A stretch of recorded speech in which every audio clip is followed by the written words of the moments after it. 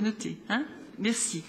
La question suivante devait être posée par le groupe communiste. En l'absence de M. Serret ou de M. Beltran, est-ce que vous souhaitez poser ces questions, Madame Attia?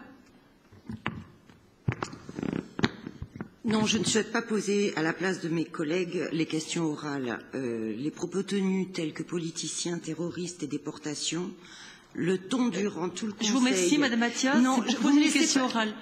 Je crois qu'on est tous fatigués. Oui, alors Madame la maire, je vous demande solennellement que nous ayons un débat qui soit réellement constructif, qui soit réellement peut-être contradictoire, mais qu'il soit serein et franc sur l'avenir et le déroulement du fonctionnement de cette Assemblée, parce qu'on ne peut pas continuer comme ça tout le long de cette mandature.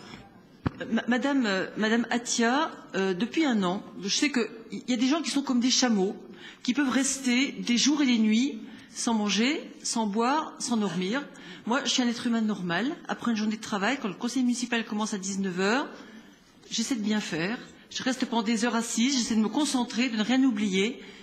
Et la première heure de la séance a été extraordinairement pénible, avec un brouhaha incessant de ce côté-là, alors que je tentais de rester sereine et tranquille. Je pense que c'est pénible pour mes collègues qui sont à proximité, effectivement, de ce brouhaha.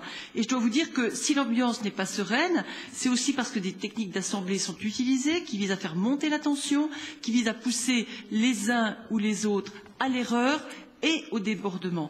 J'imagine d'ailleurs que ces mêmes personnes, une fois la séance levée, se réjouiront de « Ah, on leur a fait péter les plombs ».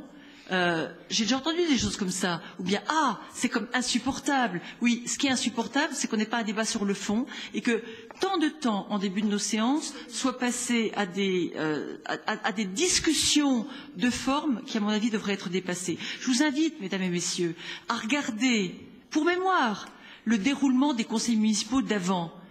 Est-ce qu'il y avait du vrai débat? Est-ce que c'était possible de reprendre la parole après que le maire ait interminablement répondu en déformant une question à une objection qui lui était faite par un conseiller de la minorité? J'espère ne jamais tomber dans ces excès. Et je souhaite que chacun y mette du sien si on veut que ça reste un spectacle digne, audible par ceux qui sont restés devant l'écran jusqu'à cette heure tardive. Je vous remercie de cette longue patience. Je remercie nos services, une fois de plus, qui ont assuré la technique d'une façon tout à fait dévouée et efficace. Je remercie les spectateurs de la séance et je vous donne rendez-vous à la fin du mois pour un nouveau conseil municipal.